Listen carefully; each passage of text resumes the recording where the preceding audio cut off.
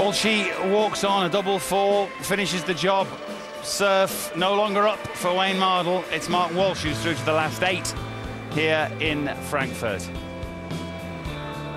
which completes our live darts for the evening from the Südbahnhof Arena. Let's hear from our last winner of the evening. Mark Walsh is with Ned. Here he is, Matt, and he's just declared that he's melting. I guess it was pretty hot up there, wasn't it? And just for a while, he asked a few questions of you there, didn't he? He did. It's very warm up on stage with all the lights and everything. I had a good lead, but Wayne, being the superb dart player he is, come back at me. He was stepping at my heels. Lucky enough, I hit good shots when I needed to, and I hit them doubles when I had to. You two are chalk and cheese up there. He's, you know, he comes on with the big walk on and he's agitated, especially when it's not going his way. He's all frustrated with himself. You are concentration and stillness personified, aren't you? That's right, that's right. Wayne's an entertainer. He's a superb dart player, but also he's an entertainer. Me, I just like to try and focus on my game. That's all I do. That's why I'm staring at the floor all the time. I'm not worried about what anyone else does. Whatever they're hitting, that's down to him. I'll play my own game, simple as. Yeah, and he came back from the brink there and got himself back in the game. And then you hit him. It was the 12th and the 13th leg, 2 11 darters. And in the second one of those, you had 2 180s as well. That's where you did it, didn't you? Yeah, probably. That's what probably broke him. Wayne was having a surge. He was coming back. When someone does that against you, you've got to play better than them. To do that, you got to hit the 180s, you got to hit the maximums, and you got to hit the big finishes out. Lucky enough for me, tonight I've done that. And Phil Taylor in the next one, so that's easy enough, isn't it? Bring him on, bring him on. Phil's best dart player has ever lived. He's best dart player, but that should improve your game. Hopefully that's going to improve my game. I know what I've got to do against Phil. If I'm not hitting 110 average, I'm going to lose, simple as. So I know what I've got to do against Phil, and hopefully I can do it. That's the benchmark, isn't it? You've beaten him in a final anyway, so what's the fuss all about? You've already done the business on him, haven't you? That was a few years ago. But yeah, Phil is not unbeatable. He's a superb player to play. He'll bring the best out of you. And I'm hoping he's going to bring the best out of me. Does he have that effect on people? Because we're all saying he's, head and shoulders above everyone else at the moment. That's not true. That's not what you guys are thinking, is it? A lot of people do think that. Me personally, I don't. I think that when I play Phil, I'm going to have to up my game. I'm going to have to play my A game. If I don't play my A game, he's going to stuff me out of sight. So I'm going to play my A game against him, and hopefully I can beat him. If I play my A game, I will beat him. Simple as. Simple as. All right, Walshy. Thanks very much, mate. Cheers. Thank you very much. Thank you. That's Mark Walsh, simple as, up against Phil Taylor in the last 8. Chris, he played as well as he had to against Wayne Mardle, got himself into a little bit of a dogfight, but kept his cool. Yeah, Wayne's not easy to play the best of times, but yeah, I was impressed actually. 2 11s in the middle of the game, back-to-back 11s. Wayne responded with a fabulous 13 dart of his own, but it pretty much, I think, reflects the way they both played. I think Mark definitely shaded it, and I'm pleased for him. You know what I mean? I'm big friends with Wayne, but we're all, you know what I mean, we played Super League darts together for years ago, all 3 of us together in the same side. So it was nice to see Mark, through what he's been through with his dart IS, to come back and play like that on stage, on TV. It's great. And there are contrast in body language styles. Mark Walsh doesn't really give anything away on stage. Wayne, you can tell every little thing that's going on in his mind. Yeah, he wears his heart on his sleeve, you know. He's passionate about the game, he loves to play the game. You know, he is the showman of of the PDC, and he's loved for it. You know, the crowds come out, you can see them all with their Hawaiian shirts on, and you know, it's great. I mean, it's a loss to the tournament, but you know, it's a gain for Mark Walsh, I suppose. Yeah, and as he rightly says, if he brings his A game here tomorrow, he shouldn't and won't go on stage thinking, that's me, Phil Taylor will sort me out and I'll just take whatever I'm going to get at that point and walk away. He's got to think differently. He believes he can win, and rightly so. He's beaten him before, might be a couple of years ago. I think they've played a few times recently, and it's been fairly close. It hasn't been one-sided, and he knows, Mark knows, his A game is as good as anybody's.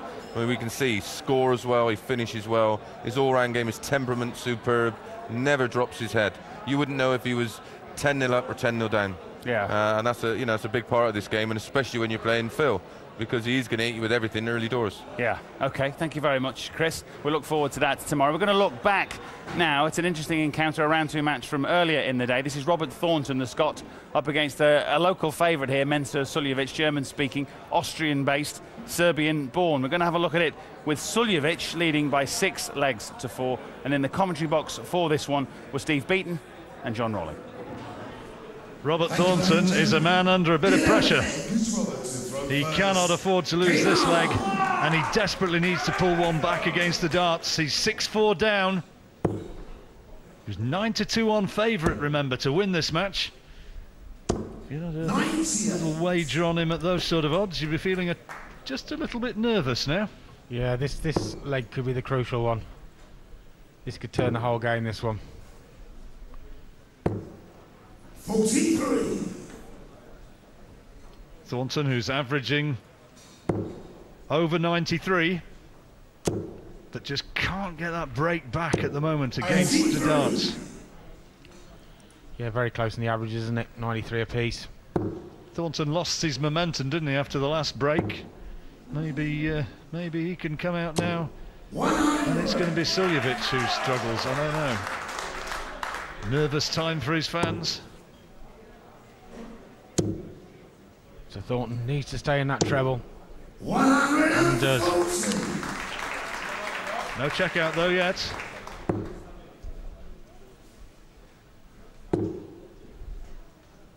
Thornton wins this match. Moving up to about 39th in the rankings. So he's moving up all the time. As long as he doesn't go past me, I'll be happy. Well, that's a good 140, isn't it? Leaving himself double tops.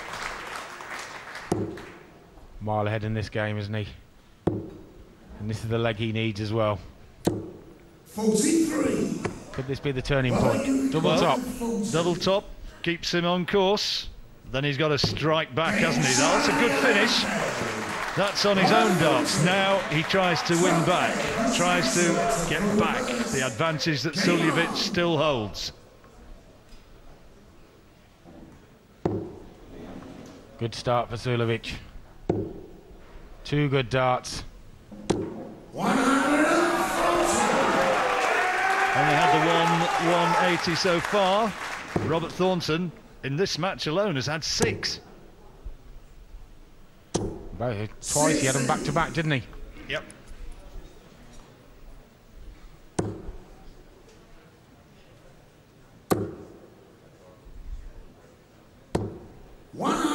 Suljovic has upped his game, hasn't he? Now he's throwing with the darts.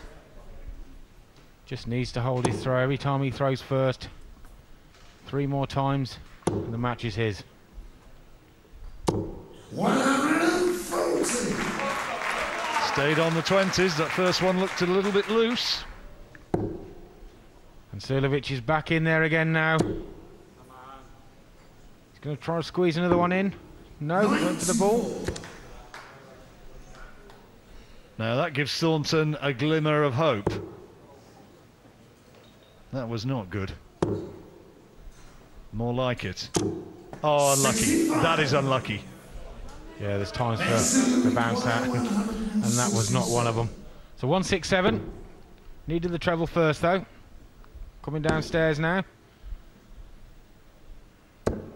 96. Suljovic's finishing's been pretty good. He's on 71. Thornton now really needs a big score. Coming down. 58. So 71 required for Suljovic, and Thornton not on a finish. So here we go, double 16 for a 7-5 lead.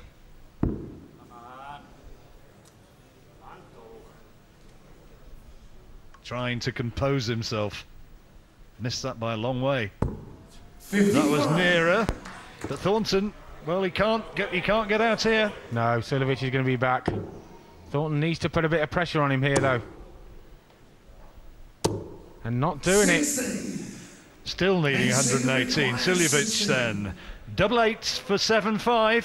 First to 9, remember, wins the match. No mistake this time. He is holding